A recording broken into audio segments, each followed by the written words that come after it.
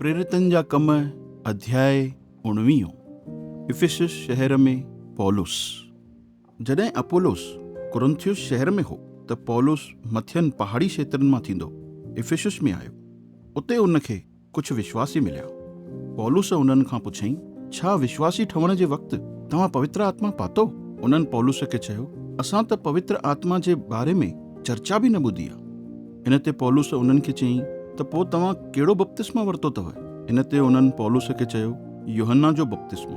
पौलुस उन्हनि खे चयईं, यूहन्ना त माण्हुनि खे पापनि खे मञी ऐं उतां मुड़ी करे परमेश्वर वटि अचण जो बपतिस्मा ॾिनई ऐं चयईं कि जेको मूंखां पोइ अचण वारो आहे हुन ते विश्वास कयो, यानी यीशु मसीह ते। इहो ॿुधी करे उन्हनि प्रभु यीशुअ जे नाले जो बपतिस्मा वरितो। पोइ ईअं थियो कि जॾहिं पौलुस उन्हनि जे मथां हथ रखी त उन्हनि पवित्र आत्मा पातो ऐं उहे अलॻि अलॻि भाषाऊं ॻाल्हाइण लॻा ऐं भविष्यवाणी करण लॻा। इहे सभु लॻभॻि 12 ॼणा हुआ। पोइ पौलुस उतां जे यहूदी प्रार्थना घर में वञी करे 3 महीननि ताईं बिना के डप जे परमेश्वर जे राज जे बारे में माण्हुनि सां दलीलबाजी कंदो रहियो ऐं उन्हनि खे सम्झाईंदो रहियो। पर जॾहिं उन्हनि मां कुझु माण्हुनि कठोर थी करे उन जे संदेश खे ठुकराए छॾियो ऐं माण्हुनि जे साम्हूं यीशु मसीह जी इन राह जे बारे में बुरी बुरी ॻाल्हियूं चवण लॻा त इन ते पौलुस विश्वासियुनि खे पाण सां गॾु वठी करे उन्हनि जे विच मां निकिरी वियो। पोइ पौलुस रोज़ानो तुरनुस जे शिक्षा घर में वञी दलीलबाजी कंदो। ईअं ई पौलुस 2 सालनि ताईं कंदो रहियो ऐं इन जे करे आसिया क्षेत्रनि जे रहवासियुनि, जंहिंमें यहूदी ऐं यूनानी ॿिन्हिनि जातियुनि जा माण्हू हुआ, उन्हनि सभिनीनि प्रभुअ जो वचन ॿुधी वरितो।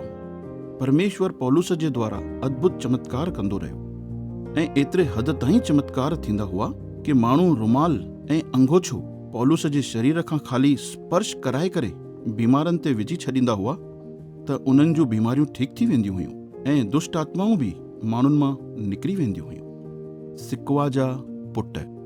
कुझु यहूदी जेके नगर नगर घुमंदे दुष्ट आत्माउनि खे कढंदा हुआ, उहे बि प्रभु यीशुअ जे नाले जो इस्तेमालु करे दुष्ट आत्माउनि खे कढण जी कोशिश करण लॻा।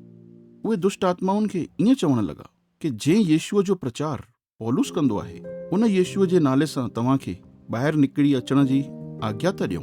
सिकवा नाले जो हिकु माण्हू जेको यहूदी मुख्य याजक हुयो, उन जा 7 पुट हुआ जेके ईअं ई करे रहिया हुआ। पर दुष्ट आत्मा सिकवा जे पुटनि खे चयईं, यीशुअ खे मां सुञाणींदी आहियां ऐं पौलुस खे बि मां सुञाणा, पर तव्हां केरु आहियो? पोइ ईअं थियो कि जंहिं माण्हूअ जे अंदरि उहा दुष्ट आत्मा हुई, उन्हनि जे मथां हमिलो कयईं ऐं उन्हनि खे पंहिंजे वश में करे संदनि खे अहिड़ो मारियईं कि उहे नंगा ऐं जख्मी थी करे घर मां भॻा।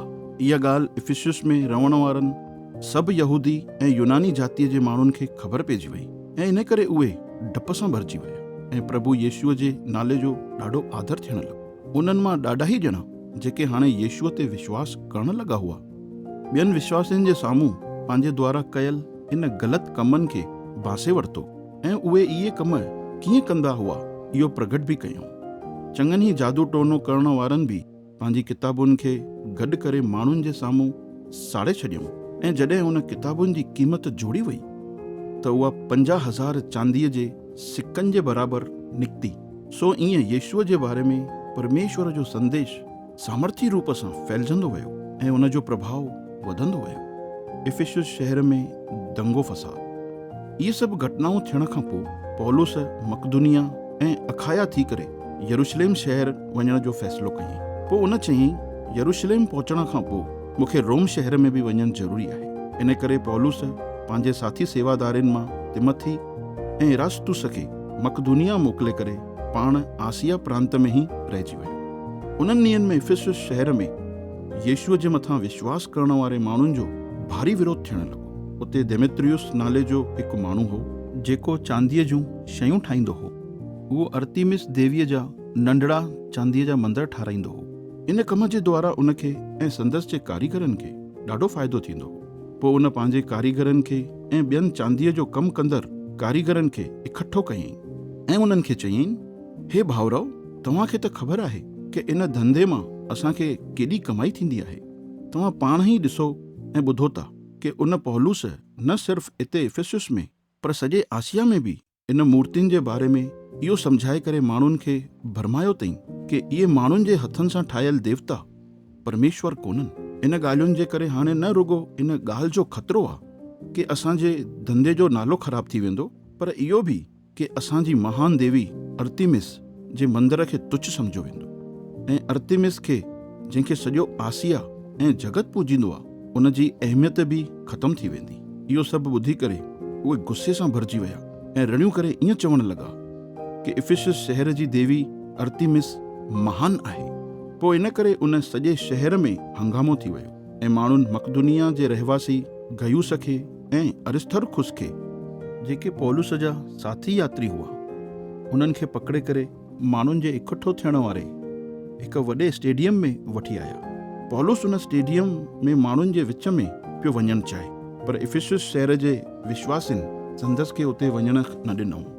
आसिया प्रांत जा कुझु वॾो उहिदो रखण वारा अधिकारी, जेके पौलुस जा दोस्त बि हुआ, उन्हनि बि पौलुस खे वेनती करे ईअं चवाए मोकिलियो कि तूं स्टेडियम में वञण जो जोखिम न खणिजे। इन विच में उन स्टेडियम में जेकी भीड़ हुई, उन्हनि मां केरु कुझु पियो रड़ियूं करे चए त केरु कुझु, छोके उहे सभु मुंझ में हुआ। उन्हनि मां चङनि ॼणनि खे त इहा ख़बर बि न हुई कि असां हिते छाजे लाइ इकट्ठा थिया आहियूं। कुझु ॼणनि खे ईअं पियो लॻे कि इन सभिनीनि ॻाल्हियुनि जो ज़िम्मेदार सिकंदर आहे। तंहिं करे यहूदिन ख़ुलासो करण जे लाइ सिकंदर खे भीड़ जे अॻियां मोकिलियऊंसि। सिकंदर पंहिंजे हथनि सां इशारो करे माण्हुनि जे साम्हूं बचाव पक्ष रखण जी कोशिश करे रहियो, पर जॾहिं भीड़ खे ख़बर पई कि सिकंदर हिकु यहूदी आहे, त उन भीड़ में जेके गैर यहूदी हुआ, उहे सभई ॼणा लॻभॻि 2 कलाकनि ताईं रड़ियूं करे ईअं चवण लॻा, इफिसियो जी अर्तिमिस देवी महान आहे। पोइ शहर जे मुख्य अधिकारीअ भीड़ खे शांत कराए करे ईअं चयईं, हे इफिसियो जा रहवासियो, कंहिंखे न ख़बर आहे कि इफिसियो शहर महान देवी अर्तिमिस जे मंदर जो ऐं आकाश मां किरियल मूर्तिअ जी रखवाली कंदड़ आहे। इन्हनि ॻाल्हियुनि खां कोई बि इनकार न करे सघंदो आहे। इन करे तव्हां शांत करे वञो ऐं बिना सोचे वीचारे कुझु बि न कयो। तव्हां जिन माण्हुनि खे पकड़े हिते वठी आया आहियो, उन्हनि न त अर्तिमिस जे मंदर खे लूटियो अथऊं ऐं न ई असांजी देवीअ जी निंदा कई अथऊं। इन खां पोइ बि अगरि देमेत्रियुस खे ऐं संदसि जे साथी कारीगरनि खे कंहिंजे खिलाफ़ में कोई शिकायत हुजे, त अदालत खुलियल आहे ऐं जज बि वेठा आहिनि, त भले उहे उते वञी करे केस कनि। पर अगरि तव्हां ॿिए कोई मसइले जे बारे में था ॻाल्हाइण चाहियो, त उन जो फ़ैसिलो उन सभा में कयो वेंदो जिते कानूनी रूप सां मामलनि जो न्याय कयो वेंदो आहे। हाणे असांजे लाइ इहा ॻाल्हि ख़तरो बणिजी वई आहे कि अॼु जेको शहर में हंगामो थियो आहे, उन जो ॾोही किथे असांखे न करार ॾिनो वञे, छोके अगरि ईअं थियो त असां इन भीड़ जे इकठो थियण जो कोई वाजिबु जवाबु न ॾेई सघंदासीं। इहो चई करे उन अधिकारीअ भीड़ खे उतां रवानो कयईं।